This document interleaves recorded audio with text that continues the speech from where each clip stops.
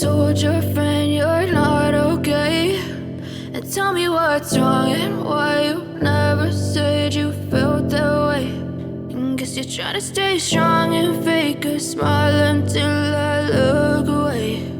But I've known you too long, it hurts to watch your blue eyes fade to gray as you fade away. Panda.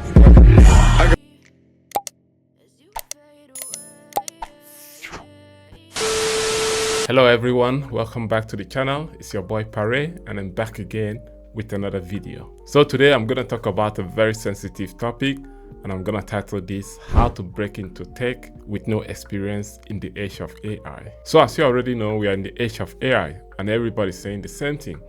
AI is taking over the jobs. But the truth of it all is that AI is not replacing beginners. AI is replacing people who have refused to adapt, people who have refused to switch to the trend, and people who doesn't want to update themselves. So in this video, I'm going to show you how to break into tech even if you have no experience, zero experience.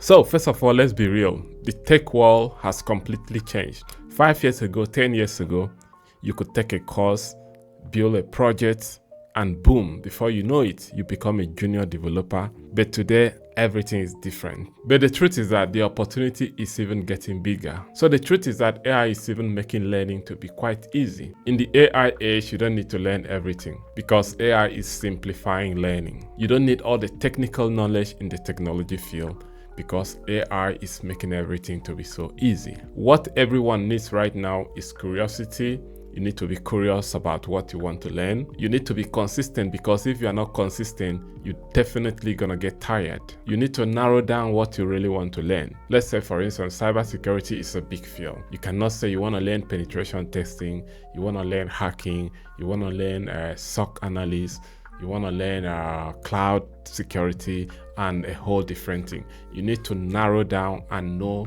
what you are really going in for. And lastly, you need a portfolio that solves real problem.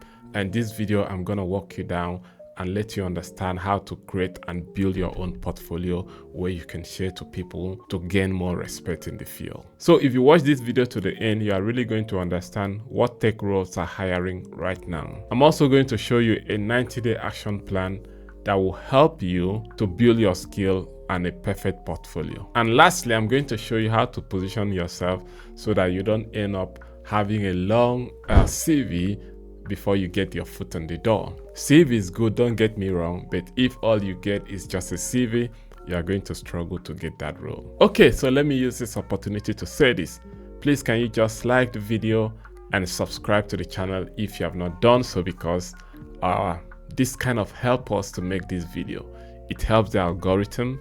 It helps YouTube to recommend these videos to other people. So please just take this 5 seconds to like the video and hit the subscribe button, because I have so many good and informative videos like this that I'll be sharing on this channel. And here you can turn on the post notification so that you don't miss them when I post them.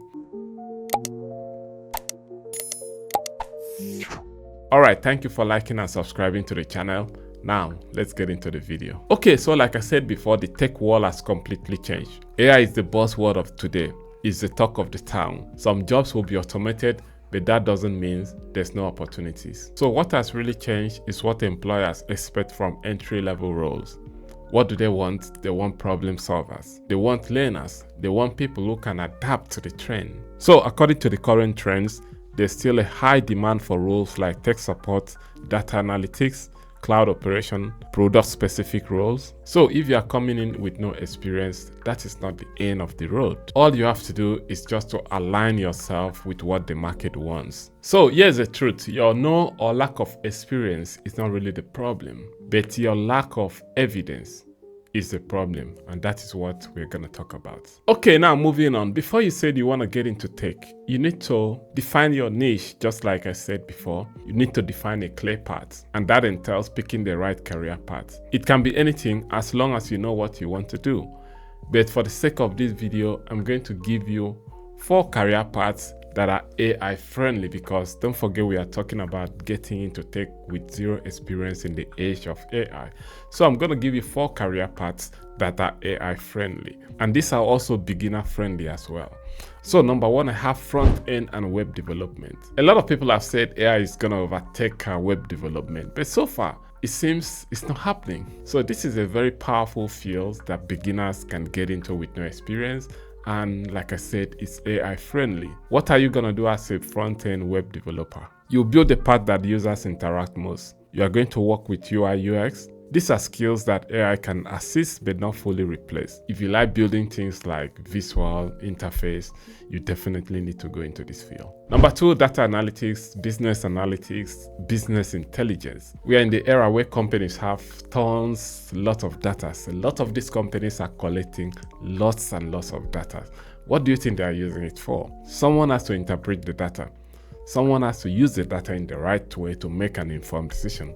Someone has to use this data to build dashboard whereby everybody can understand in the company. Artificial intelligence is still helping tech professionals to excel in this field effortlessly. Number 3 is tech support, cloud operation, IT infrastructure. These roles require less programming with more operational mindset.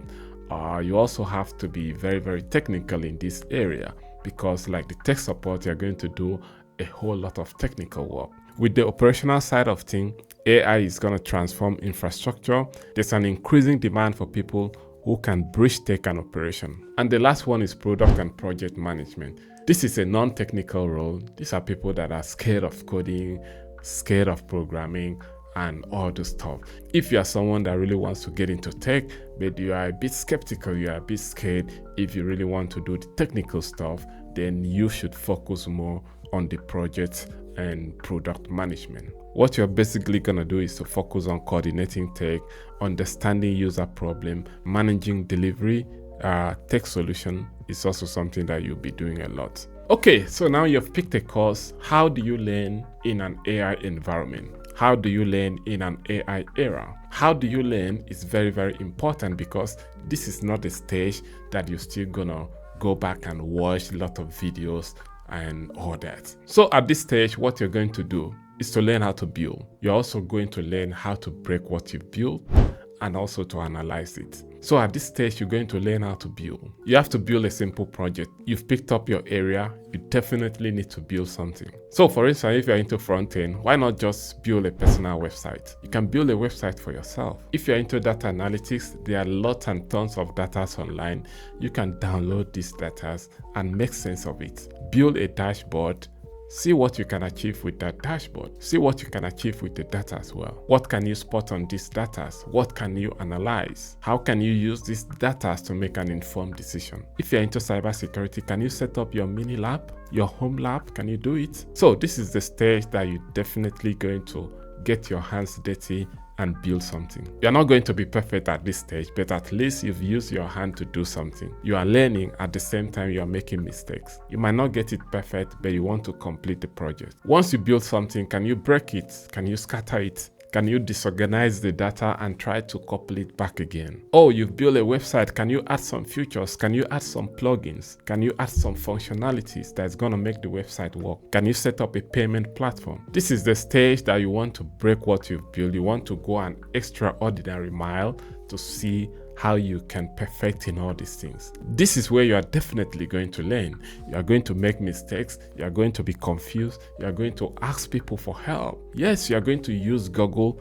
to search for solutions of some things. If you can use ChatGPT at this stage to learn, to understand the mistakes that you've made. Can you find solution and correct it? After that, you can now analyze with AI tools.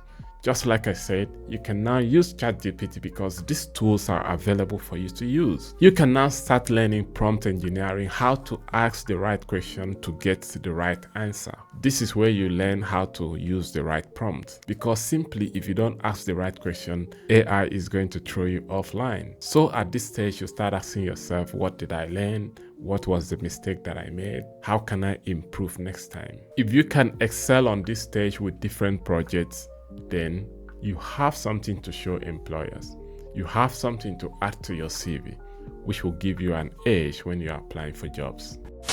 Okay, so now you've built something. How do you show proof of what you've built? How do you design your portfolio? So this is where you create your GitHub profile and you document your work. You need to design your project thumbnails, infographics, YouTube, make videos on YouTube if you have a YouTube account, and LinkedIn. LinkedIn is also very, very important. You need to post consistently and let people see what you have been working on. The 3 minimum project types that you can build can be a personal project, something small for learning, a personal website. You can also build a tool that solves a problem, a tool that automates tasks, does something for someone else, or it can be a collaborative project or something that you've built for a client.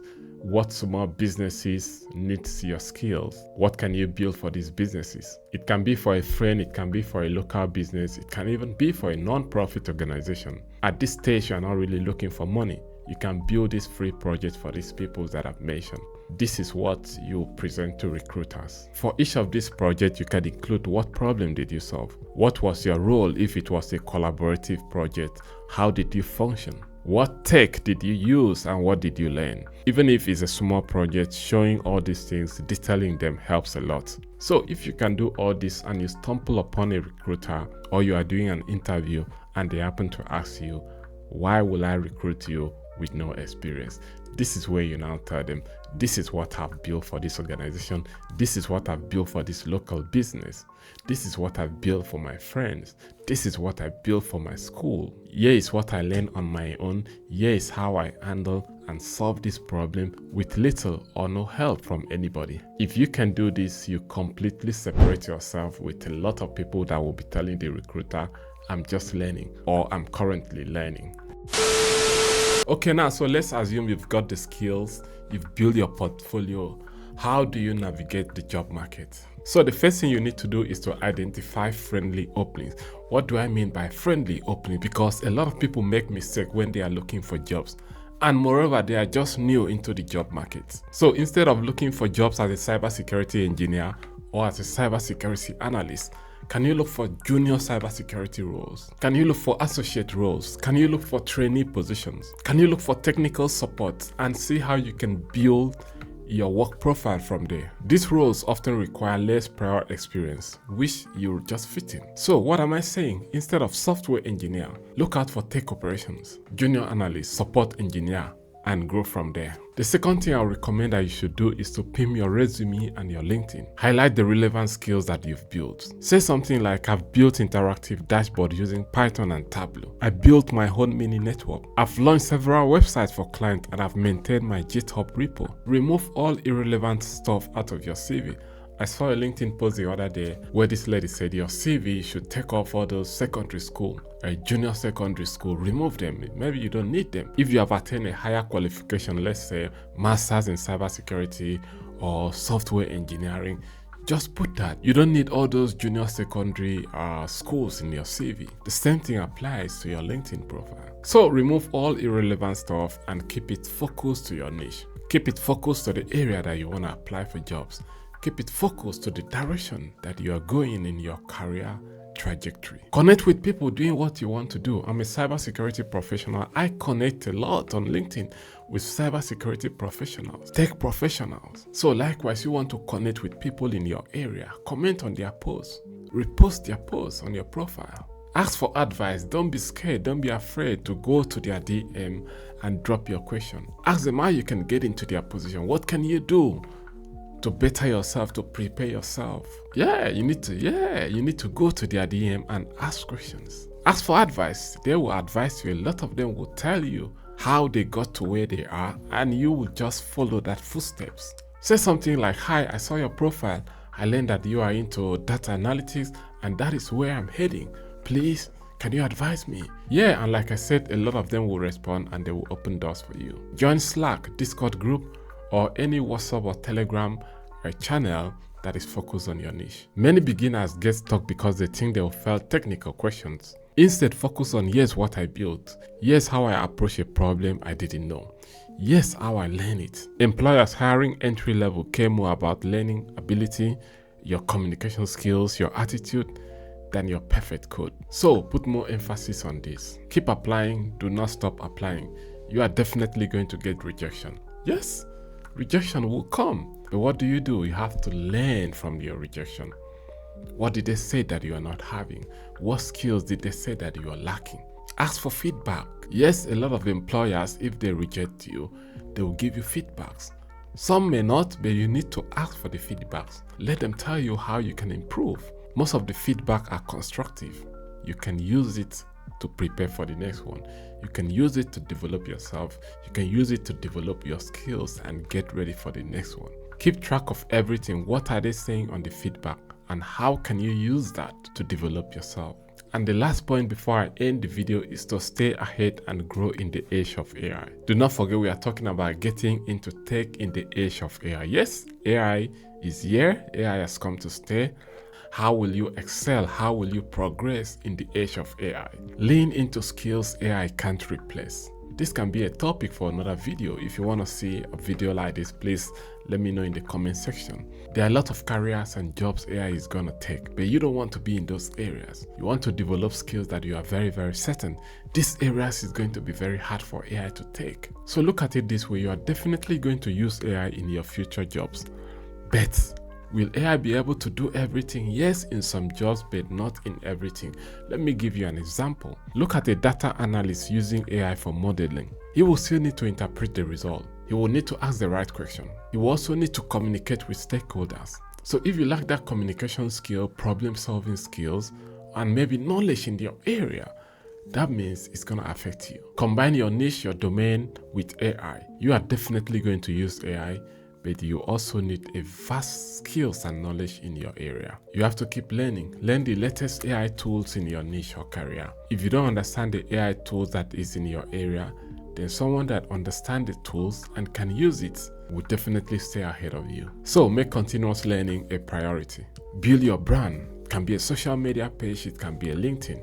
Post regularly. Yeah, document your journey on LinkedIn. Let people know what you are learning. Share your success story. Here's what I've built this week. Here's a certificate I've achieved. You need to document it, because if you are not talking about it, nobody will talk about it for you. And if you are not putting it out there, nobody knows that you've achieved that. So documenting your journey, most especially on LinkedIn, is very, very important. How do you think recruiters are going to see you? How do you think hiring managers are going to see you? It's not only when you apply, but when you document your journey, your achievement, a lot of them can see it and reach out to you without you even reaching out to them or applying for their position. Okay, and lastly, do not wait for the perfect time. There's no perfect time. Do not wait till you get all the experience. Do not wait till you pass a certification before you launch your career or you start applying. No. Start with what you are learning. Start with what you have. Start building your mini project. Start coming up with your portfolio. I've said everything in this video. And yeah, and the last point, like I said, is do not wait for a perfect time, because there is no perfect time. You just have to start with what you have available. Okay, that's the video for you guys. I think I've said a lot in this video. Please do well to like, do well to share this video, and do well to subscribe to the channel. If you have not liked the video, please do like the video, because it helps in the algorithm and it helps YouTube to recommend this video to other people. Thank you once again. Do not stop learning. Let me know if this video is useful. Let me know what you think about this video. I'll be in the comment section responding to all the comments. Follow me on my Instagram page, and I will see you guys in the next one. Peace. Boom.